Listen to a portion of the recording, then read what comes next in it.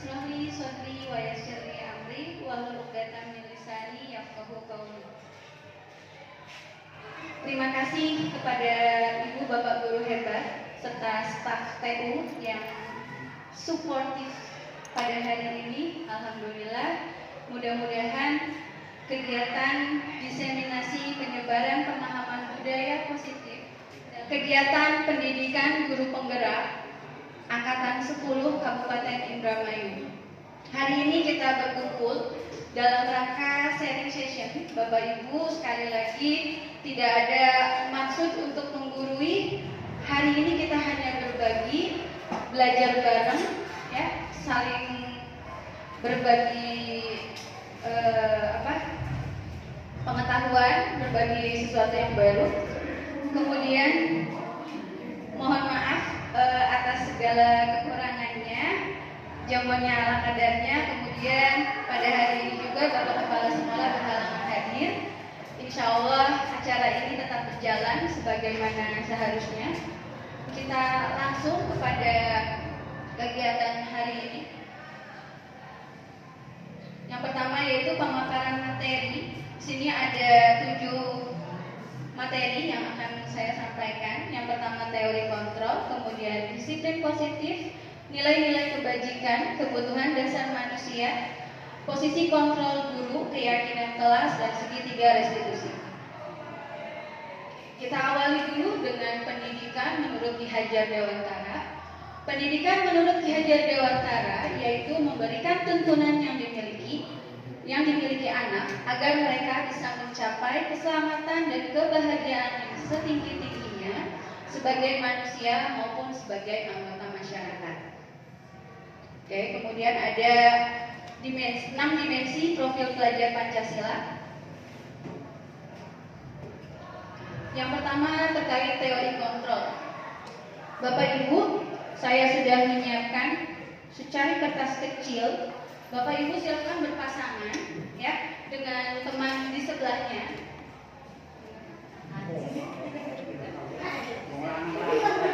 Ya, 2 orang 1 kertas. Ya, 2 orang 1 kertas. Bapak Ibu silakan satu aja yang megang kertas di antara pasangannya. Salah satu saja. Kita mulai dulu dengan bermain.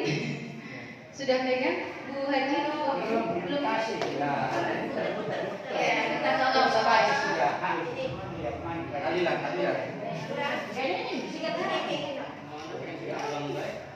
Oke ya. Silakan yang memegang kertas menuliskan sesuatu yang paling berharga dalam diri Bapak Ibu. Satu benda atau satu hal yang paling berharga menurut Bapak Ibu dituliskan. Benda ya? Iya, boleh benda, boleh sesuatu yang mungkin tidak terlihat, tidak berwujud. Silakan Bapak Ibu. Kalau sudah kertasnya diremas-remas, kemudian dipegang dalam bentuk kepala, dalam kepala tangan. Ya. Sudah. Oke, satu orang memegang kepalan kertas, satu lagi. Bapak Ibu silahkan berusaha untuk mengambil. Bapak Ibu ingat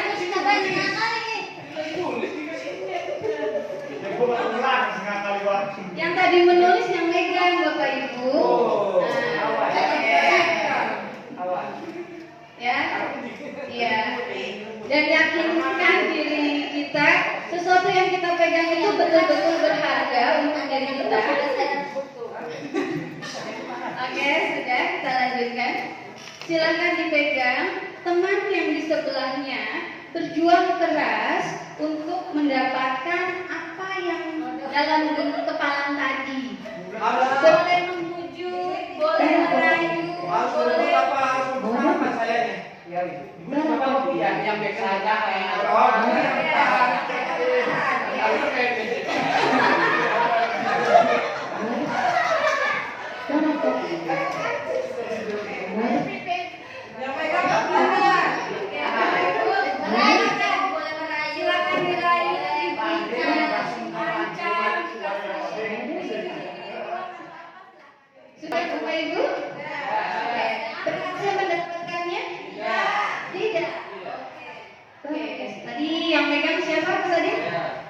Pak Sadim. Oke, boleh saya bertanya sama Ibu Kus, bagaimana tadi perjuangan saya karena bagaimanapun dia adalah laki-laki, jadi dia karena tenaganya terlalu kuat, mungkin juga yang dipegangnya itu sangat dirahasiakan sekali. Jadi tidak boleh direbut oleh saya dengan kekuatan yang mempertahankan, sehingga yang dia miliki tidak berhasil saya rebut. Terima kasih. Ya. Oke, ada yang berhasil? Susi. Sudah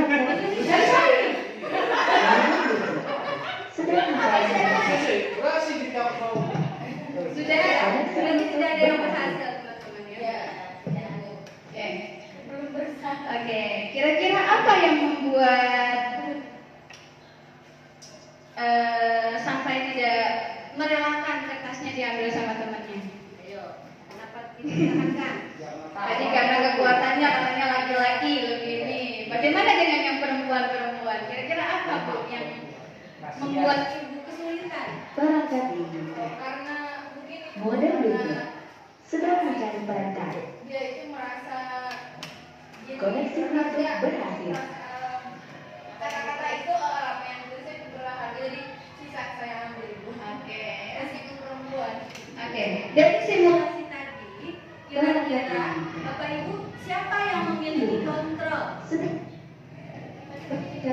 Kita sendiri, betul ya? Oke, jadi apapun yang dilakukan oleh kawannya, baik itu dari segi yang halus berupa bujukan, rayuan, bahkan mungkin tadi iming-iming, ada yang dikasih mangga dan sebagainya.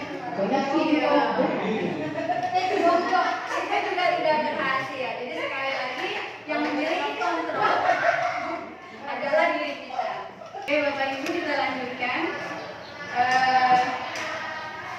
Seorang psikiater meluruskan bahwa ada sebuah miskonsepsi selama ini, ya. Jadi yang pertama yaitu tentang ilusi kontrol. Selama ini kita beranggapan bahwa guru bisa mengontrol murid.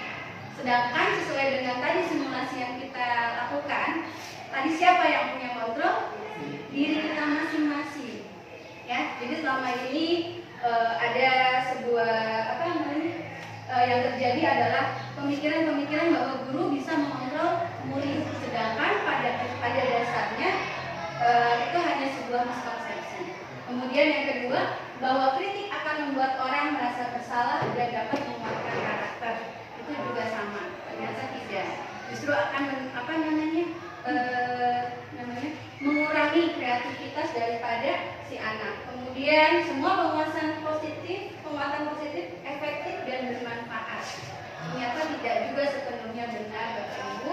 Kemudian yang keempat adalah bahwa orang dewasa memiliki hak untuk memaksa. Ya, seringkali kita sebagai orang dewasa merasa punya power lebih, ya, khususnya kita sebagai seorang guru terhadap siswa. Kemudian memunculkan dari teori kontrol tadi, memunculkan paradigma baru, ya, dari yang teori stimulus respon menjadi teori kontrol. Dari yang tadinya kita selalu berpandangan bahwa kita mencoba mengubah pandangan orang untuk sama dengan kita. Seringkali kita merasa seperti itu, ternyata tidak. Ya, dalam teori kontrol kita berusaha memahami pandangan orang lain tentang dunia. Jadi sesuatu yang berbeda. Kemudian dalam teori stimulus respon, perilaku buruk dilihat sebagai suatu bagaimana siswa kita melakukan sesuatu hal yang mungkin melanggar, kita menganggapnya sebagai kesalahan siswa. Ternyata dalam teori kontrol, kesalahan-kesalahan yang dibuat oleh murid kita itu pada dasarnya memiliki tujuan. Mereka berperilaku itu pasti ada tujuannya. Ya. Kemudian orang lain bisa mengontrol saya. Ternyata tidak. Hanya diri kita yang bisa mengontrol diri kita sendiri. Kemudian pemaksaan ada pada saat bujukan gagal.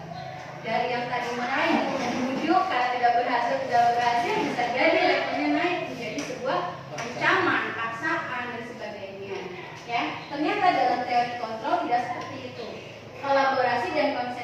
menciptakan pilihan-pilihan baru. Adanya kolaborasi tadi mungkin antar keduanya, jadi pada akhirnya muncul model berpikir. Pada teori stimulus respon akan selalu ada yang menang dan kalah, berbeda dengan teori kontrol, dua-duanya menang. Kita masuk ke materi yang berikutnya, yaitu tentang disiplin. Bapak Ibu ketika mendengar kata disiplin, apa kira-kira yang terlintas? Taat pada peraturan, ada aturan, ada tata tertib, ada ketaatan, ya. Saya jelaskan sedikit. Kata disiplin berasal dari bahasa Latin, yaitu disiplina, artinya belajar. Kemudian makna kasar dari kata ini berkonotasi dengan disiplin diri pada murid-murid Sokrates dan Plato.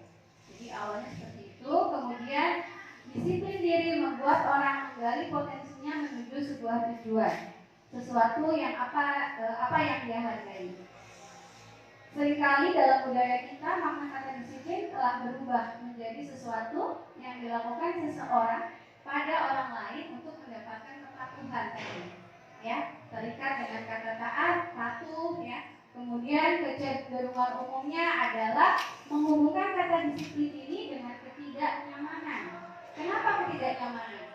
Tadi ada peraturan, kita terpaksa, mentaati peraturan. Ya.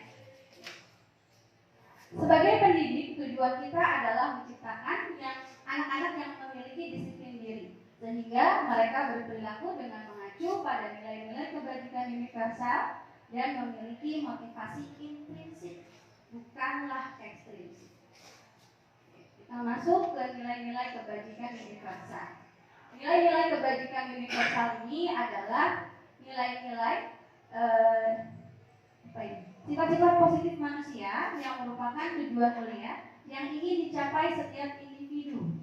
Nilai-nilai tersebut bersifat universal, lintas bahasa, suku, bangsa, agama maupun latar belakang. Jadi nilai-nilai positif yang diyakini oleh seluruh umat di dunia. Ya, kemudian William Glasser juga menyebutkan bahwa setiap perilaku memiliki tujuan. Dengan kata lain, kita dengan mengaitkan nilai-nilai kebajikan yang diyakini seseorang, maka nilai intrinsiknya akan terbangun sehingga menggerakkan motivasi dalam diri untuk dapat mencapai tujuan yang diinginkan. Nilai-nilai kebajikan yang ingin dicapai anak-anak Indonesia itu sekarang kita kenal dengan profil pelajar Pancasila. Ada 6 dimensi. 6 dimensinya apa aja Bapak Ibu? Beriman dan bertakwa kepada Tuhan Yang Maha Esa. Ada lagi? Bernalar kritis, siapa ya? Oke. Kreatif, gotong royong, berkebinekaan global, satu lagi mandiri. Oke, itu 6 ya. 6 nilai kebajikan. Kita lebih enak menyebutnya dengan profil pelajar Pancasila, jadi cukup mengingat yang 6 tadi. Dalam rangka menciptakan lingkungan positif, maka setiap warga sekolah dan pemangku kepentingan perlu saling mendukung, menghayati dan menerapkan nilai-nilai kebajikan yang telah disepakati bersama untuk menerapkan tujuan mulia. Kemudian tujuan mulia dari penerapan disiplin positif adalah agar terbentuk murid-murid yang berkarakter, berdisiplin, santun, jujur, peduli, bertanggung jawab. Ya, oke. Kemudian kita masuk ke materi berikutnya, yaitu kebutuhan dasar manusia. Secara global, kebutuhan dasar manusia itu dikelompokkan menjadi 5. Yang pertama, kebutuhan untuk bertahan hidup, itu mencakup makanan, tempat tinggal, kemudian keamanan, istirahat, dan pakaian, kesehatan. Yang kedua, kebutuhan akan kasih sayang dan rasa diterima. Ya, insya Allah, sebelah kanan kirinya menyayangi BJ ya. Oke, ya. Rasa diterima, dipedulikan, berbagi, bekerja sama, saling mengasihi dan menyayangi. Kemudian kebutuhan yaitu akan kesenangan, ya, terkait dengan hal-hal yang menyenangkan bagi diri pribadi masing-masing, seperti bermain, bergembira, berwisata. Kemudian yang keempat yaitu kebutuhan akan kebebasan, kebutuhan kita dalam memilih sesuatu, ya, bersifat mandiri, otonom, ya, seperti mengeksplor hal-hal baru yang menarik. Kemudian yang kelima yaitu kebutuhan akan kekuasaan dan penguasaan. Kekuatan untuk mencapai sesuatu, menjadi kompeten, terampil, memimpin, diakui, didengar, terkait dengan harga diri dan keinginan untuk dianggap.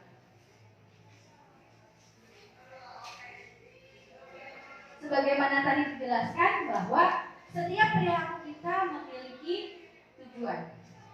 Jadi apa yang kita perbuat itu pada dasarnya ada tujuannya, tidak serta-merta melanggar ataupun hanya dilakukan begitu saja, ya. Oke. Kemudian menurut teori perilaku motivasi perilaku manusia ada 3. 1, untuk menghindari ketidaknyamanan atau hukuman. Ya, yang pertama ini menghindari ketidaknyamanan. Kemudian yang kedua, untuk mendapatkan imbalan atau penghargaan dari orang lain. Untuk nomor 1 dan 2 terkait dengan motivasi eksternal. Jadi motivasinya masih berasal dari luar. Sedangkan poin yang terakhir yaitu untuk menghargai diri sendiri. Ya, jadi sudah tidak peduli mau mendapatkan penghargaan ataupun dihukum, yang jelas dia melakukan sesuatu itu merupakan penghargaan bagi dirinya sendiri. Ya, ini berbeda dengan 2 hal tadi, yaitu motivasinya sudah dalam bentuk internal, jadi dalam bentuk kesadaran diri untuk melakukan sesuatu. Berikutnya terkait hukuman, konsekuensi dan restitusi. Ya, yang pertama hukuman, kemudian konsekuensi. Kita bahas dulu Bapak Ibu. Dihukum itu sesuatu yang menyakitkan. Betul ya Bapak Ibu? Apapun bentuk hukumannya pasti menyakitkan. Karena hukuman itu sifatnya satu arah. Contoh seperti kita memberikan hukuman pada siswa. Hukuman itu dari kita. Bagi di posisi siswa, dia setuju tidak setuju mengikuti. Jadi tidak ada interaksi ketika dia melakukan pelanggaran atau melakukan kesalahan, kemudian kita langsung memberikan hukumannya. Ya, sesuatu yang menyakitkan harus terjadi, itu adalah sebuah hukuman. Berbeda dengan konsekuensi. Konsekuensi itu sesuatu yang harus terjadi. Iya, jadi sudah tahu siswa ini, oh kalau saya terlambat maka saya akan keliling lapangan. Mereka sudah tahu. Bukan kalau tadi hukuman, kamu terlambat, kamu lari, tidak ya. Tapi berbeda dengan konsekuensi. Jadi konsekuensi kalau tadi menyakitkan, kalau ini mungkin lebih kepada oh iya, menyadarkan ya untuk konsekuensi. Kemudian di sini hukuman itu sifatnya paksaan, sedangkan konsekuensi itu bentuknya adalah stimulus tanggapan. Ya, jadi dia melakukan kesalahan, kemudian tahu apa konsekuensinya. Kemudian untuk hukuman itu adalah konsep diri yang buruk. Pada saat dihukum, anak akan merasa dia buruk, dia bersalah. Setelah itu ya tadi, ya apa ya, kalau kerupuk itu melempem kalau kena air, jadi ciut gitu dia sendiri ya. Berbeda ketika dengan mendapatkan konsekuensi, anak akan belajar mematuhi aturan.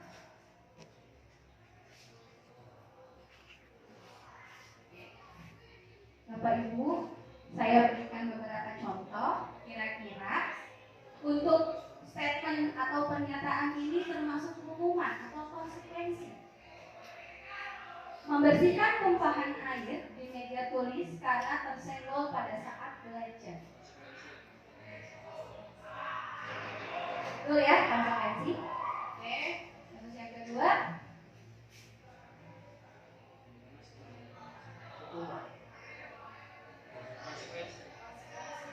Sanksi atau hukuman? Kita akan lihat konsekuensi. Berikutnya, lari mengelilingi lapangan basket 2 kali karena terlambat 10 menit untuk pelajaran PGOK. Hukuman. Konsekuensi Bapak Ibu. Oke. Kita lanjut. Membersihkan lantai sekolah karena mematahkan pensil. Hukuman. Ya, betul. Hukumannya Bapak Ibu. Oke, selesai.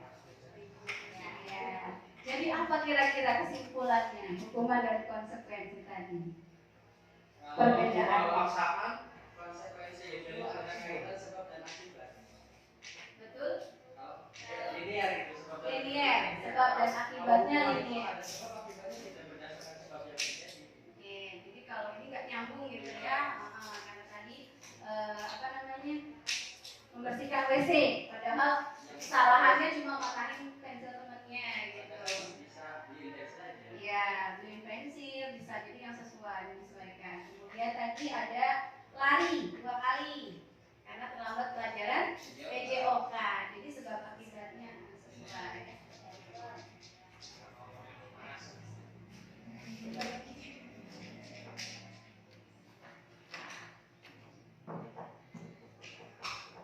Yang ketiga Bapak Ibu ada hukuman, ada konsekuensi, yang ketiga ada restitusi. Restitusi adalah proses menciptakan kondisi bagi murid untuk memperbaiki kesalahan mereka. Ya, jadi kalau di hukuman tahu salah tapi karena kita yang mendorong, kita yang memaksa mereka menerima akibatnya kurang mengena dalam diri siswa. Kemudian konsekuensi baru berupa penyadaran. Namun dalam tahap yang ketiga ini restitusi, mereka akan belajar memperbaiki kesalahannya. Sehingga mereka bisa kembali kepada kelompok mereka.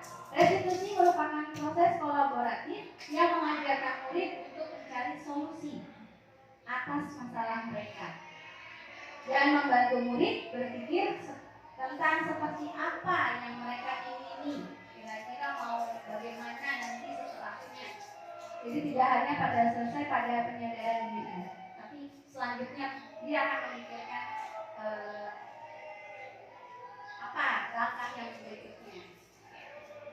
Ini Bapak Ibu tabel untuk perbedaan hukuman, konsekuensi, dan restitusi. Dalam ranah hukuman, kita akan menjudge atau siswa akan merasa sebagai pribadi yang gagal. Kenapa? Karena tadi kita sudah langsung menjudge mereka. Mereka salah, mereka harus dihukum dan sebagainya. Kemudian dalam tahap konsekuensi dan restitusi itu merupakan identitas sukses. Jadi anak bisa berubah dari yang tadi merasa gagal. Kalau kita penanganannya pakai konsekuensi atau restitusi, mereka akan bisa menunjukkan bahwa kepada identitas sukses. Seperti itu.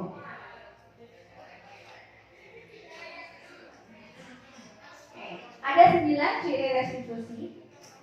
Restitusi itu bukan untuk menembus kesalahan. Ya, kalau tadi hukuman untuk menembus kesalahan. Jadi kesannya setelah salah dihukum selesai. Nah, kalau restitusi tidak. Ya, tapi untuk belajar dari kesalahan, kemudian untuk memperbaiki hubungan. Kemudian restitusi sifatnya tawaran, bukan paksaan.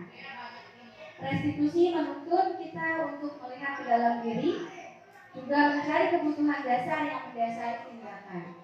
Kira-kira si anak ini kenapa sampai begini itu pasti ada kebutuhan-kebutuhan yang tidak dia dapatkan. Ya. Kemudian restitusi merupakan cara yang paling baik dibanding ketiga tadi. Kemudian restitusi fokus pada karakter, bukan tindakan. Jadi kita fokusnya memperbaiki kesalahan anak, kemudian secara tidak langsung pembentukan karakter. Kemudian fokus pada solusi sudah, mengembalikan murid yang berbuat salah pada kelompoknya. Setelah menyadarkan, kemudian dia akan tahu kalau ini salah dan tidak dan dia memikirkan solusinya. kira-kira seperti apa bentuk memperbaiki kesalahan itu. Materi berikutnya terkait dengan 5 posisi kontrol guru. Ya, ada 5 posisi kontrol guru. Yang pertama sebagai penghukum, kemudian yang kedua pembuat rasa bersalah, ketiga sebagai teman, berikutnya sebagai pemantau, dan yang terakhir sebagai manajer. Kelihatan Bapak Ibu? Mudah-mudahan tidak ya. Oke, di sini ada tabel tentang 5 posisi kontrol. Ada identitas gagal ketika seorang guru berperan sebagai atau guru tersebut memposisikan dirinya sebagai penghukum dan pembuat rasa bersalah. Ya, apa itu cirinya? Guru tersebut banyak menghardik, menunjuk, mengadili, dan menyindir. Kemudian pada pembuat rasa bersalah biasanya ada statement-statement, kamu udah ngecewain ibu, ya, ibu kecewa kalau kamu begini-begini. Itu membuat rasa bersalah. Kemudian ada juga identitas sukses atau berhasil pada 3 kontrol berikutnya, yaitu sebagai teman, pemantau, dan manajer. Ya, namun ketika kita sebagai seorang guru memposisikan sebagai teman dan pemantau, itu motivasinya masih dari luar. Ya, ketika kita memposisikan diri sebagai teman bagi si anak, maka anak akan mendapatkan motivasinya dari luar, yaitu dari kita, bukan dari dalam dia sendiri. Itu. Kemudian yang paling ideal posisi kontrol itu adalah sebagai seorang manajer. Ya, jadi dia mengajukan pertanyaan-pertanyaan, kemudian mempertanyakan apa yang kamu yakini. Ya, kepada siswa itu kira-kira apa yang kamu yakini tentang kesalahan-kesalahan mereka. Kemudian itu berusaha untuk menguatkan pribadi. Kemudian sekaligus siswa akan mengevaluasi diri. Oh iya, saya salah. Saya akan seperti ini. Ya, itu posisi sebagai manajer. Kemudian untuk pemantau, ya, untuk posisi guru sebagai pemantau. Jadi karena hanya memantau, guru hanya menanyakan ke siswa, siswa salah gitu ya. Terus kemudian pelanggarannya bagian mana, konsekuensinya apa. Jadi hanya sebatas itu kalau kita sebagai pemantau.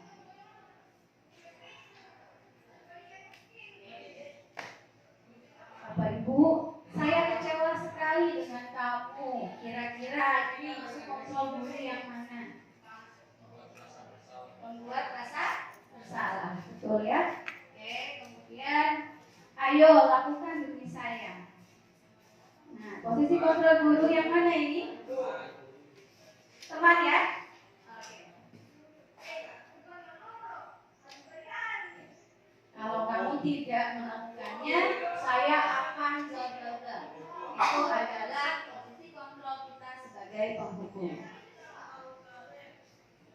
Oke, kemudian kalau kamu meyakininya, apa yang bisa kamu lakukan untuk memperbaikinya? Itu sudah ada di dalam tahap manajer. Ya, pemantaunya apa? Oke, kita akan lihat. Ya, jadi dia hanya merujuk kira-kira kalau melakukan ini dapat apa, kalau melanggar kira-kira hukuman apa namanya, sanksi atau konsekuensinya apa, itu pemantau. Sampai sini Bapak Ibu, mari kita refleksi diri sebentar saja. Dari 5 posisi kontrol guru yang selama ini kita jalani, mana yang paling dominan?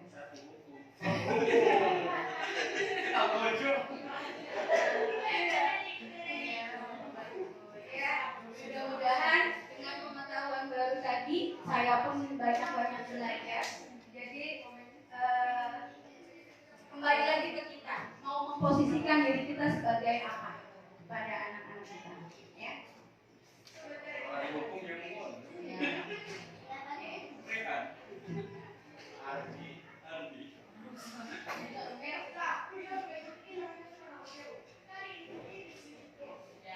Materi berikutnya yaitu keyakinan kelas. Di sini ada 2 pertanyaan.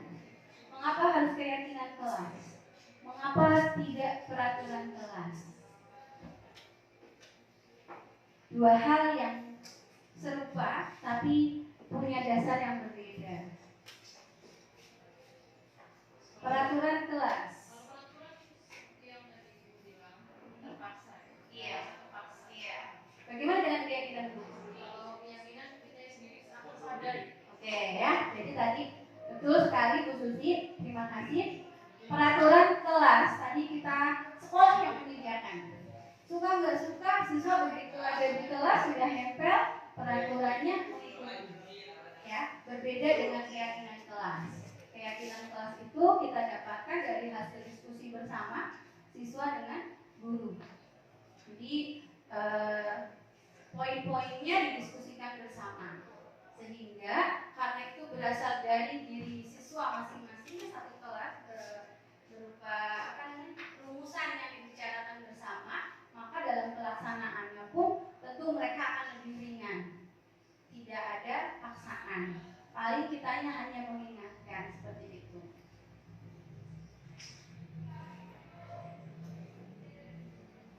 Ya, Bapak Ibu, ada pertanyaan, mengapa kita memiliki peraturan harus menggunakan helm bila mengendarai motor? Safety. Iya, lebih kepada keselamatan. Keyakinannya itu, ya, terkait dengan keselamatan. Mengapa kita memiliki peraturan 3M? Ya, seperti menggunakan masker, mencuci tangan, dan menjaga jarak. Itu terkait dengan kesehatan, ya, kemudian dan seterusnya. Maka kalau kita meyakini bahwa nilai apa yang menjadi keyakinan kelas itu memiliki sesuatu nilai kebajikan seperti tadi kesehatan, keselamatan, maka akan dengan sendirinya memunculkan motivasi intrinsik dari dalam diri siswa, ya, sehingga lebih mudah menggerakkan. Mereka akan mudah menggerakkan diri mereka masing-masing, memunculkan kesadaran sendiri pada intinya. Ya, kemudian ini, ya, Bapak Ibu bisa dilihat tabelnya ada peraturan, kemudian di sebelah kanan ada keyakinan kelas. Peraturan kelas atau sekolah biasanya mengandung kalimat negatif. Dilarang membuang sampah, dilarang berkelahi, dilarang membawa senjata tajam dan seterusnya. Ya, berbeda dengan keyakinan kelas. Keyakinan kelas bahasanya dikemas dengan kalimat positif.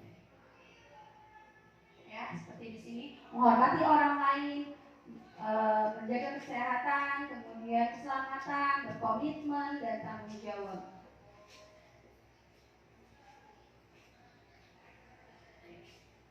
Kita lanjutkan Bapak Ibu kepada materi yang terakhir, yaitu segitiga restitusi. Capek ya Bapak Ibu?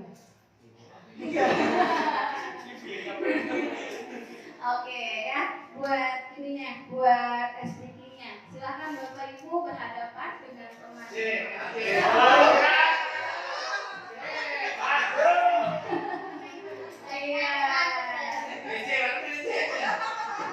Silakan Bapak Ibu berhadapan. Ya, alhamdulillah banyak berkah ya Pak Adi hari ini.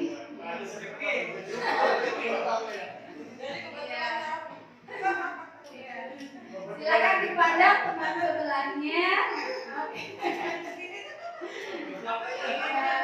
Kalau teman di sebelahnya masih cemberut, silakan Bapak Ibu. Buat wajahnya ceria, sebahagia mungkin.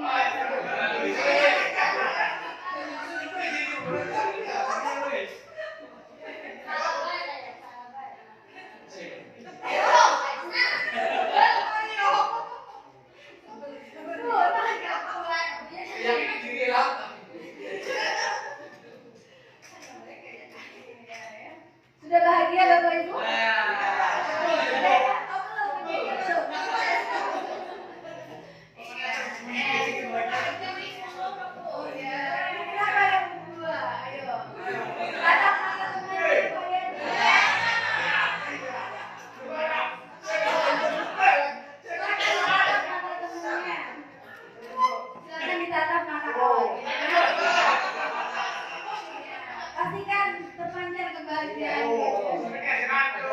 Iya, biar nggak terlalu serius ya hari ini. Oke. Alhamdulillah. Ya. Masih semangat ya Bapak Ibu. Kita lanjutkan terkait dengan segitiga restitusi. Ya, tadi sudah dibahas jelas terkait dengan segitiga restitusi.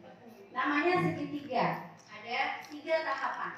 Ya, yang pertama ada menstabilkan identitas, kemudian validasi tindakan yang salah, dan yang ketiga ada menanyakan keyakinan. Pada proses menstabilkan identitas, kita ada rambu-rambunya. Ketika kita melakukan segitiga restitusi pada siswa, dalam proses menstabilkan identitas ini kita menggali informasi dari siswa, kemudian jangan lupa menyampaikan bahwa ketika mereka melakukan kesalahan, pastikan kita beritahu bahwa kita pun sama pernah melakukan kesalahan. Maka itu akan membuat mereka sedikit terbuka, karena tadi prosesnya menstabilkan identitas. Jadi kita tidak langsung jadi mereka bahwa mereka adalah pembuat kesalahan. Kemudian pada tahap validasi tindakan yang salah, kita menggali alasan-alasan atau motivasi dari mereka melakukan kesalahan tersebut, melakukan penyimpangan tersebut. Kita gali, terus kemudian kita juga memberikan tawaran. Seperti di sini ada redaksinya. Adakah cara yang lebih efektif? Ya, jadi misalnya ada siswa yang melakukan sesuatu, kemudian kita tawarkan sesuatu. Kira-kira ada lagi nggak yang lebih efektif gitu, ketimbang kamu melakukan itu? Seperti itu. Kemudian di tahap yang terakhir ada menanyakan keyakinan. Nah, tadi sudah belajar keyakinan kelas, maka tugas kita sebagai guru mengingatkan kembali pada saat mereka melanggar itu, mengingatkan kembali apa keyakinan kelas yang sudah disepakati. Baru kemudian kita perpanjang diskusinya, kamu ingin menjadi orang yang seperti apa. Jadi pada saat tahap kesadaran diri mereka sudah muncul, kita lanjut ke depannya. Mereka sudah menyadari diri mereka salah, kita kasih kesempatan mereka. Pengennya seperti apa ke depannya? Ya, ataukah tapi tak mungkin mereka akan mengulanginya lagi, karena tadi mereka sudah dalam proses penyadaran diri.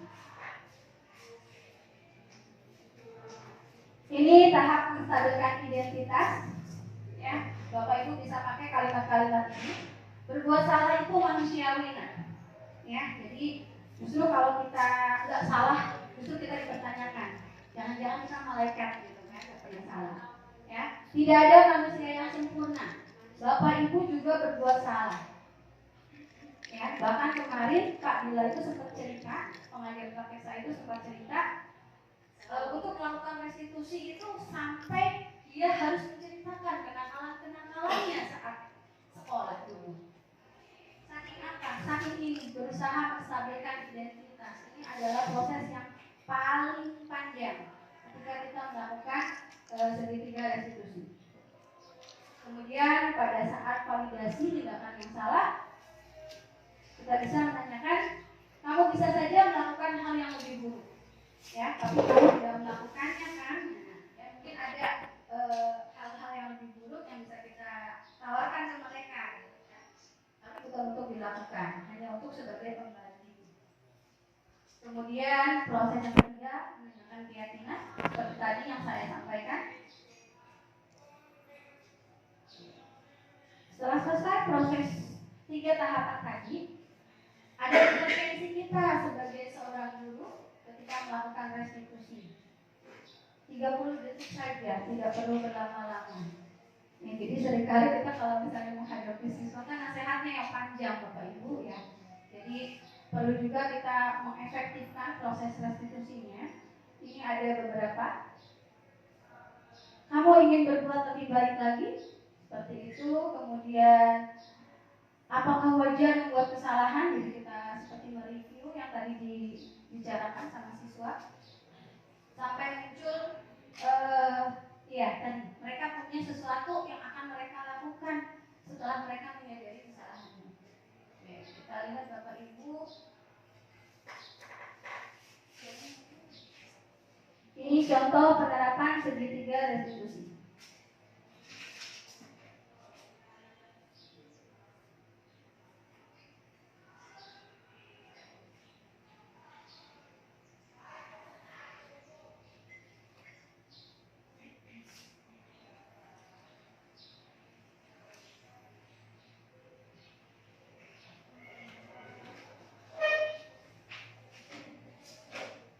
Sekali lagi.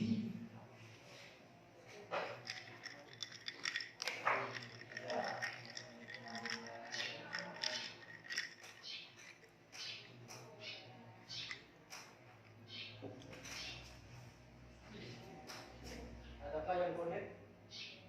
Belum Pak, nggak ada barcode-nya.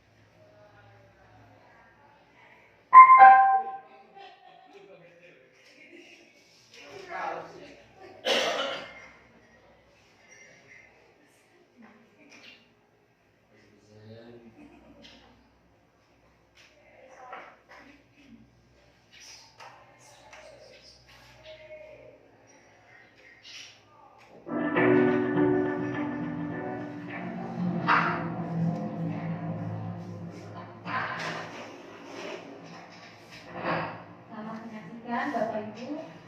Siang Sarah, Siang Pak. sudah lama nggak ketemu Sarah? Kenapa hari ini ada di sini? Kesel Pak, kesel banget.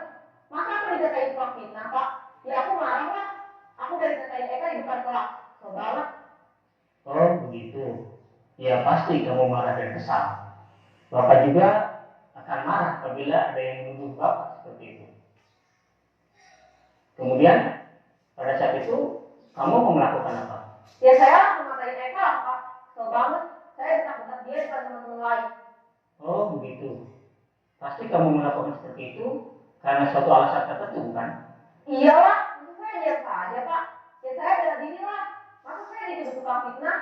Ya wajarlah. Mempertahankan harga diri itu sesuatu yang penting buat kamu. Untung kamu tidak bertindak lebih gegabah lagi. Hanya membentak-bentak. Iya Pak. Untung saya masih bersabar dan hanya membentak saja. Sudah gemes padahal. Saya pasti bela diri lah. Ya pasti ya. Tapi kamu memilih untuk tetap bertahan dan bersabar. Kamu memilih untuk tidak berbuat lebih parah lagi bukan? Iya. Nah, sekarang coba kita lihat lagi. Tindakan kamu yang bentak-bentak Eka di kelas. Tindakan kamu itu kira-kira sesuai dengan keyakinan kelas atau prinsip kamu tidak? Enggak lah Pak. Capek Pak jadi pemarah. Jadi keyakinan atau prinsip mana yang kurang sesuai dengan keinginan kamu? Ya, saya sebenarnya sangat menghargai orang lain. Mungkin saat itu saya menjadi emosi. Jadi tidak menunjukkan sikap itu. Kamu meyakini tidak? Menghargai orang lain itu penting buat kamu. Yakinlah Pak. Iya, setuju. Kita harus saling menghargai. Namun, ada juga keyakinan yang kita sepakati yang perlu kita jalankan apabila kita sedang marah, bukan? Ya, saya bisa lebih proaktif. Mulai dengan diri sendiri. Saya bisa jadi lebih bersabar, mengambil waktu jeda untuk berpikir mau apa selanjutnya. Kira-kira kamu bersedia memperbaiki masalah ini tidak? Bersedia Pak. Kalau kamu memperbaiki masalah ini, kamu akan menjadi orang seperti apa? Saya akan menjadi orang yang bertanggung jawab kali ya Pak. Dan senantiasa proaktif. Iya, menurut kamu bagaimana rasanya menjadi orang seperti itu? Ya nyaman lah, bangga bisa bersabar dan menahan diri. Baiklah kalau begitu. Yuk kita pikirkan bagaimana memperbaiki masalah ini.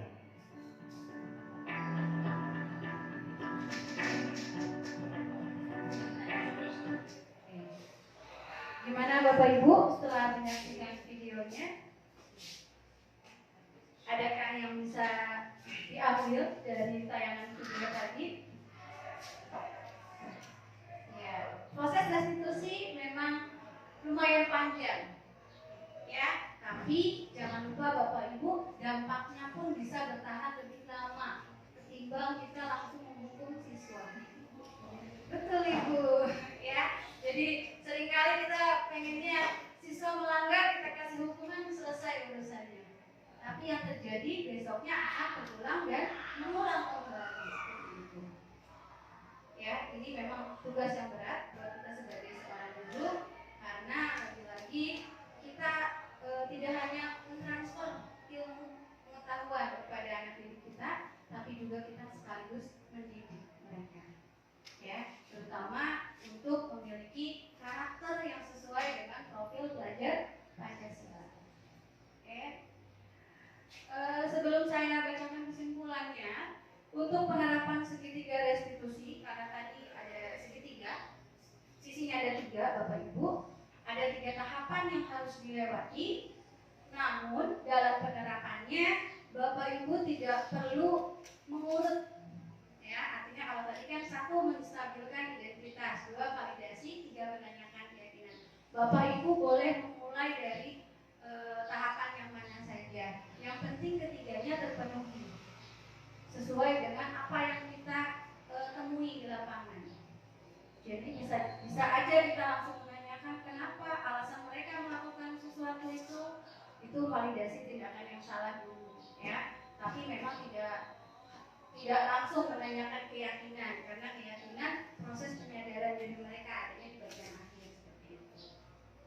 Nah, kemudian untuk misalnya ada yang mengulang kembali, maka kalau kita sudah melakukan restitusi di awal dengan lengkap 3 tahapan, kemudian siswa melakukannya kembali, maka kira-kira tahapan mana yang diperlukan saat itu, saat mengulang kedua kalinya. Jadi kita nggak perlu mengulangi prosesnya dari awal lagi. Tinggal kita lanjutkan proses restitusinya. Ya, sekali lagi Bapak Ibu, kita memang harus lebih banyak bersabar untuk membersamai mendampingi peserta didik kita. Kemudian dalam kesimpulan, guru dan warga sekolah berupaya menciptakan sekolah menjadi lingkungan yang menyenangkan, menjaga dan melindungi murid dari hal-hal yang tidak baik.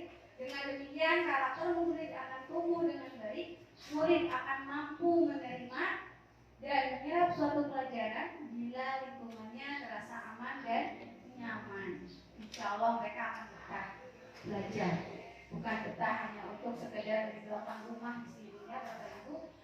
Terima kasih dari saya, mohon maaf apabila dalam penyampaiannya ada banyak kesalahan dan kekurangan. Sekali lagi terima kasih. Wabillahi taufiq wal hidayah. Wassalamualaikum warahmatullahi wabarakatuh.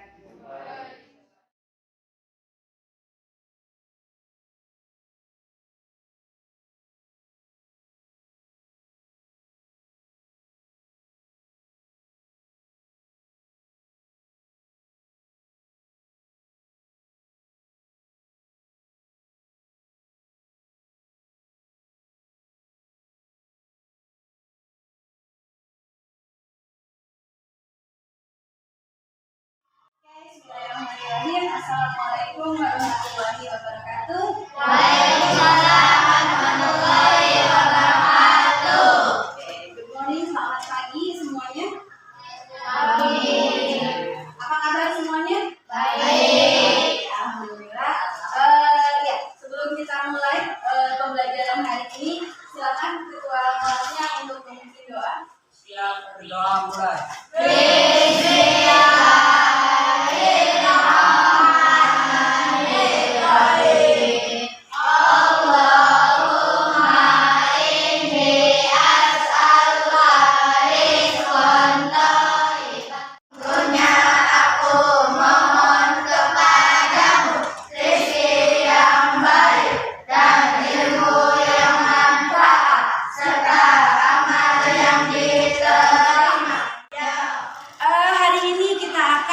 Belajar membuat keyakinan kelak.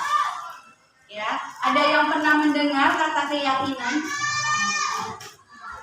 Pernah ya? Sering kita mengucapkan kata yakin? Iya. Ya, apa itu keyakinan? Sesuatu yang kita percayai, sesuatu yang kita yakini. ya, hari ini kita akan membuat sesuatu yang kita percayai, khususnya untuk kelas kita. Ya, keyakinan kelas itu adalah nilai-nilai kebajikan yang kita yakini, yang bisa kita terapkan dalam kehidupan kita, kemudian menimbulkan kesadaran diri sehingga memunculkan nilai-nilai, memunculkan motivasi secara intrinsik dari dalam diri, sehingga apa yang kita lakukan itu secara universal, secara umum itu merupakan sebuah nilai-nilai kebajikan. Untuk menerapkan disiplin positif di kelas kita, sebelumnya Ibu pengen tahu kira-kira apa impianmu atas kelas ini? Apa yang kamu harapkan dari kelas ini? Apa yang kamu harapkan dari teman-temanmu di kelas ini, ruangan ini, khususnya untuk kita pembelajaran ke depan? Ibu akan membagikan memos ini satu orang satu. Silakan tulis apa impianmu, apa harapanmu tentang kelas depan. Mengerti ya?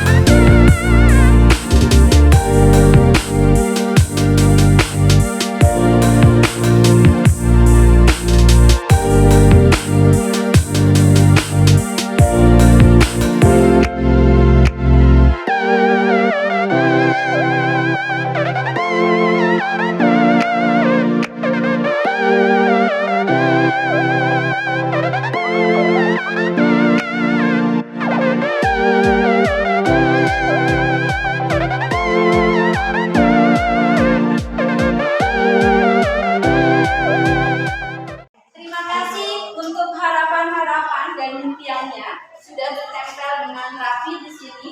Selanjutnya kita akan mengelompokkan, ya, kita akan mengelompokkan impian-impian kalian. Jadi nanti yang mirip-mirip akan kita satukan. Ya, udah plug boy, udah plug. Di sini ada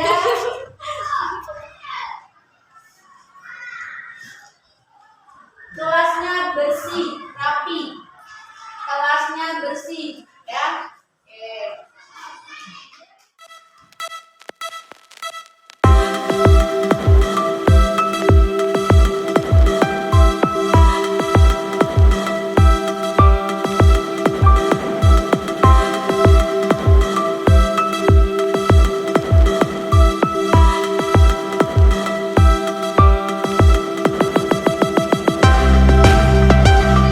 Kira-kira nilai kebajikan apa yang bisa kita ambil? Satu, terkait dengan apa ini? Nomor satu, kebersihan. Kedua, apa? Teman yang baik. Oke, kalau teman yang baik, kira-kira apa namanya, kriteria teman yang baik itu seperti apa? Yang menurut kalian dikatakan teman yang baik itu yang bagaimana? Bukan orangnya, yang bagaimana? Yang membantu, apalagi membantu, saling membantu. Ada lagi? Tidak bermusuhan itu apa? Tidak memilih teman, berarti apa? Apa tidak memilih teman? Tidak membedakan teman, ya? Tidak membedakan teman. Ada lagi teman yang baik. Teman yang baik itu saling membantu, tidak membeda-bedakan teman. Karena merasa semua orang sama di sini. Ada lagi tidak saling mengejek, berarti kita masukkan kepada saling menghormati.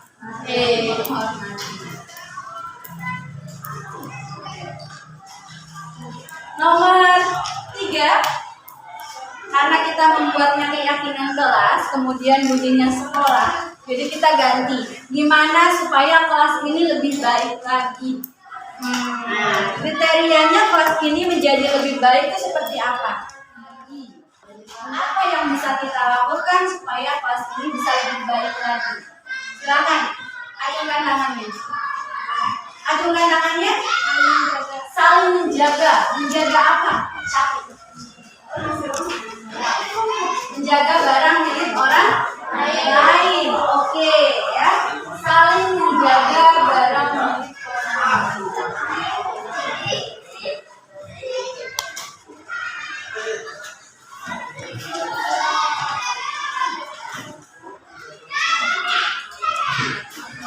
Oke, ada lagi? Sudah?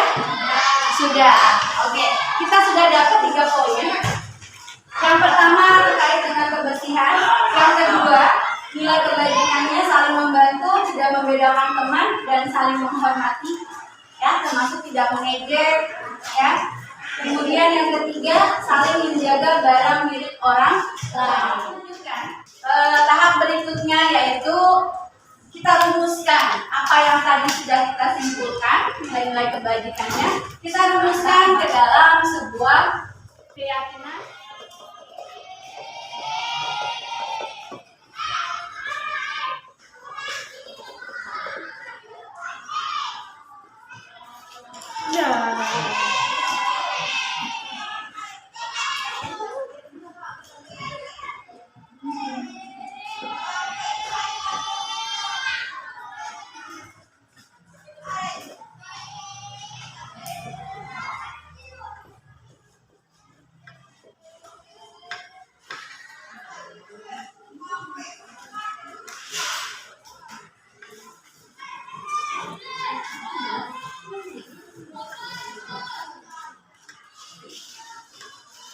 Oke, silakan. Ada yang mau membantu Ibu untuk merumuskan kalimat yang kedua dan ketiga? Ya, ini kita tulis. Kami meyakini bahwa sangat penting untuk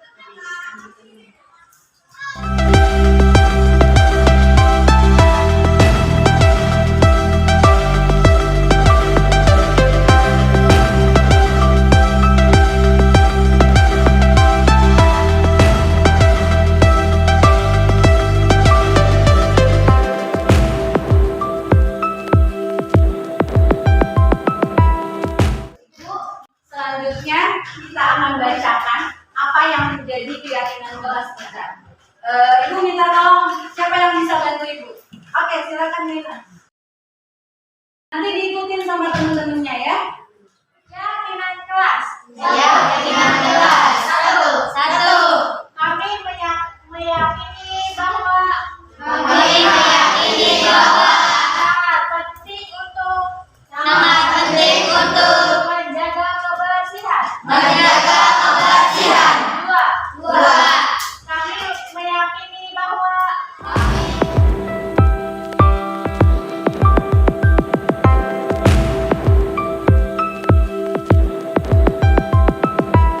Oke, terima kasih Kayla. Kami tepuk tangan buat Kayla.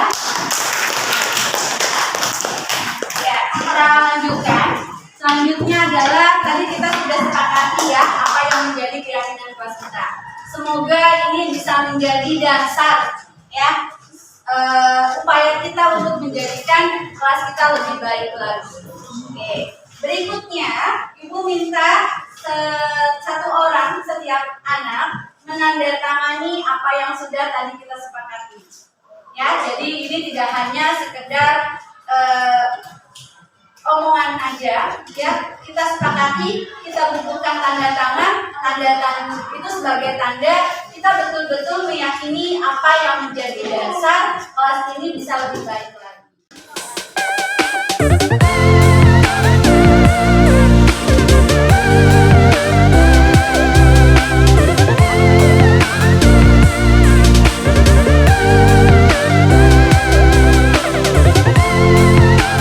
Alhamdulillah, pembelajaran hari ini sudah kita selesaikan. Mudah-mudahan bermanfaat untuk kita semua dan yakinlah kelas kita akan lebih baik lagi ke depannya. Nanti akan ikut tempel keyakinan kelasnya di dalam ruang kelas kalian. Kemudian sekali lagi terima kasih. Assalamualaikum warahmatullahi wabarakatuh.